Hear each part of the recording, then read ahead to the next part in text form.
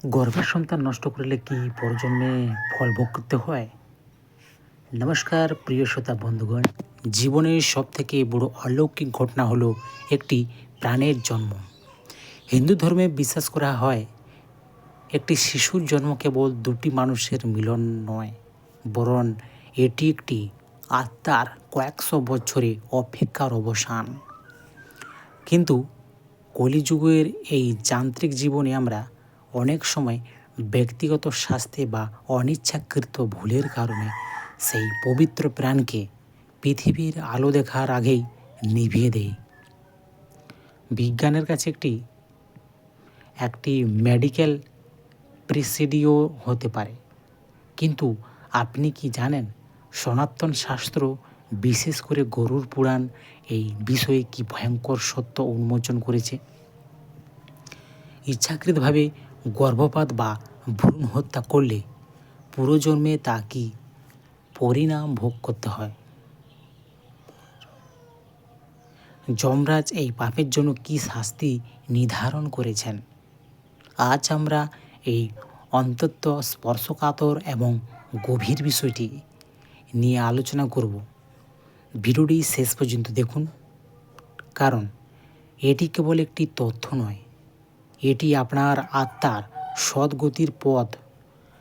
গরুড় পুরাণে ভ্রূণ হত্যাকে মহাপাতক বা সবথেকে বড় পাপগুলোর একটি হিসেবে গণ্য করা হয়েছে। ভগবান বিষ্ণু পক্ষীরাজ গরুড়কে বলেছেন, হে খড়গেশ্বর, যে ব্যক্তি কোনো প্রাণীকে জন্ম নেওয়ার আগে বিনাশ করে সে আসলে ব্রহ্মহত্যার সমান পাপ করে। শাস্ত্রে বলা হয়েছে, গর্ভের সন্তান কোনো মাংসপিণ্ড নয়।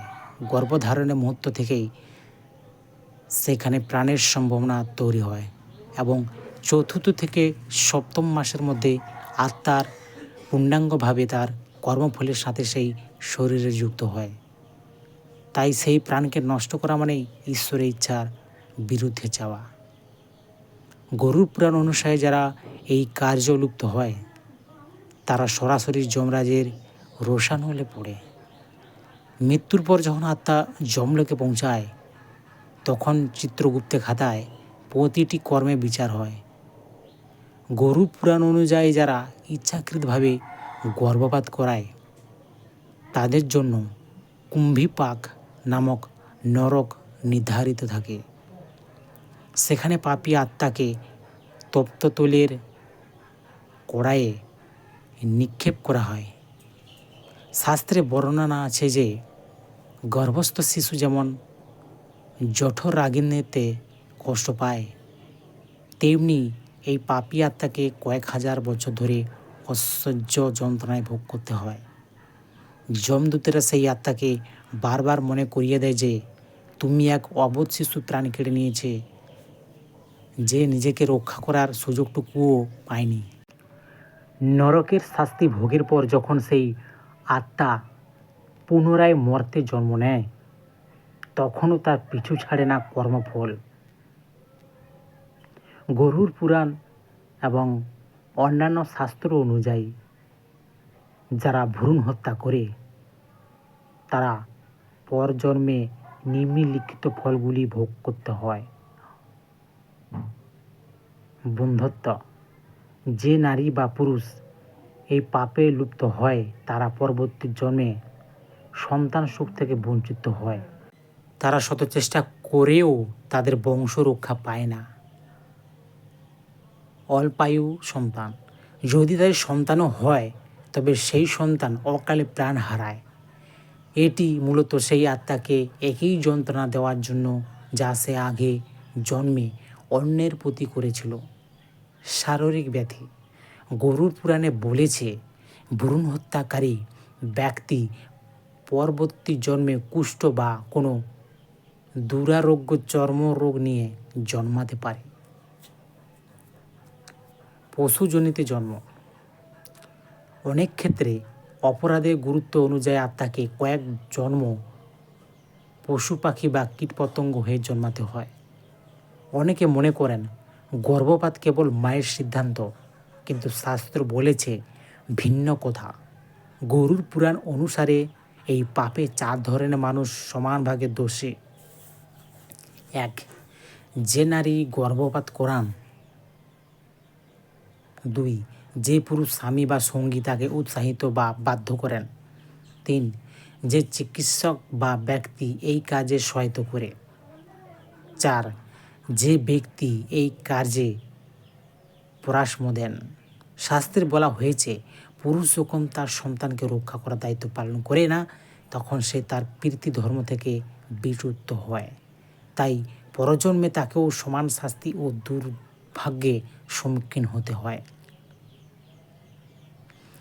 আধুনিক বিজ্ঞানও বলেছে যে গর্ভপাতের পর একজন নারীর শরীরে এবং মনে দীর্ঘমেয়াদী প্রভাব পড়ে। অপরাধবোধ, ডিপ্রেশন এবং হরমোন ভারসাম্যহীনতা অনেক সময় জীবনকে দুর্বিষহ করে তোলে। বিজ্ঞান যাকে মানসিক ট্রমা বলেছে, শাস্ত্রে তাকে বলেছে আত্মার কান্না। যখন আপনি প্রাকৃতিক নিয়মের বিরুদ্ধে যান, আপনার অবচেতন মনে সেই অপরাধবোধকে বয়ে বেড়ায়, যা আপনার এই জন্মে ভাগ্যকেও বিষাক্ত করে তোলে। অনেককে প্রশ্ন করেন, যদি মায়ের জীবন বিপন্ন হয় তবে কি হবে? শাস্ত্র অন্তত যুক্তিপূর্ণ। গরুর পুরাণ ও মনুস্মৃতি অনুযায়ী যদি মায়ের প্রাণ রক্ষা করার জন্য চিকিৎসকের পরামর্শে গর্ভপাত করানো হয়, তবে তাকে পাপ হিসেবে গণ্য করা হয় না। কারণ শাস্ত্রের দৃষ্টিতে বিদ্যমান জীবন মাকে রক্ষা করা প্রথম কর্তব্য।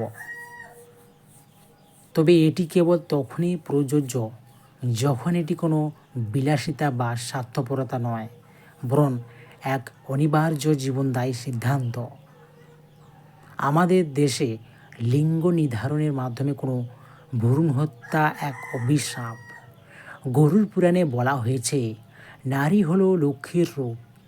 কন্যা সন্তানকে নষ্ট করা মানে সরাসরি লক্ষ্মীকে গৃহ থেকে বিদায় করা।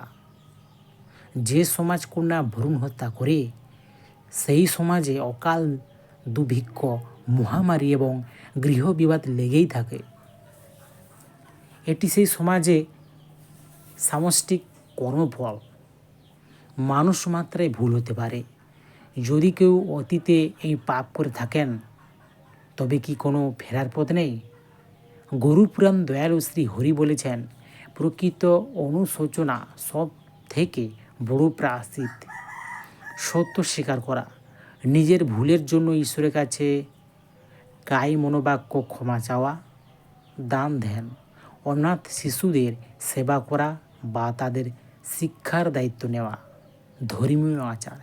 শাস্ত্রে উল্লেখিত নির্দিষ্ট কিছু ব্রত বা পুণ্যকর্মের মাধ্যমে এই পাপের ভার কমানো সম্ভব।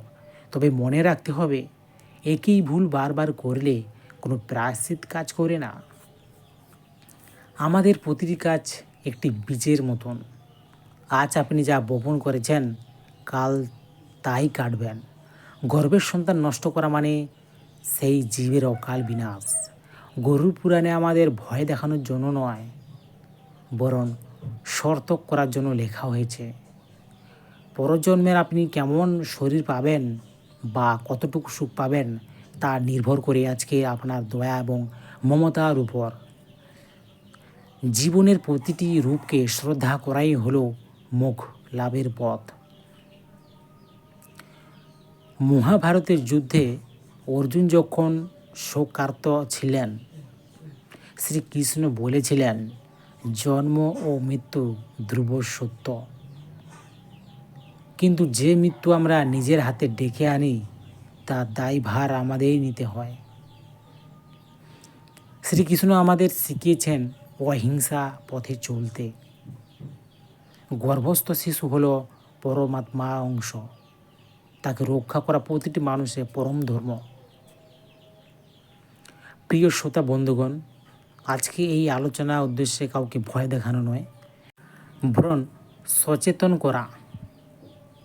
আমাদের চারপাশে অনেক সময় পরিস্থিতির চাপে মানুষ ভুল সিদ্ধান্ত নয়, কিন্তু মনে রাখবেন, পার্থিব আইন এড়িয়ে গেলেও প্রাকৃতিক বা ঈশ্বরের আইন কেউ এড়াতে পারে না। আপনার যদি এই ভিডিওটি গুরুত্বপূর্ণ মনে হয় তবে শেয়ার করুন। হতে পারে আপনার একটি শেয়ার কোনো একটি নির্দোষ শিশুকে পৃথিবীর আলো দেখতে সাহায্য করবে। আপনার মনে এই বিষয়টি কোনো প্রশ্ন থাকলে আমাদের কমেন্ট বক্সে জানান। সুস্থ থাকুন, পূর্ণপথে থাকুন। এমনই সব পৌরাণিক সত্য এবং আধ্যাত্মিক জ্ঞান পেতে আমাদের এই আজব শক্তি চ্যানেলটি সাবস্ক্রাইব করুন। সকলে ভালো থাকবেন, সুস্থ থাকবেন। রাধে রাধে। জয় শ্রীকৃষ্ণ, জয় শ্রী হনুমান। ঈশ্বরের নাম নিয়ে ভিডিওটি শেষ করলাম।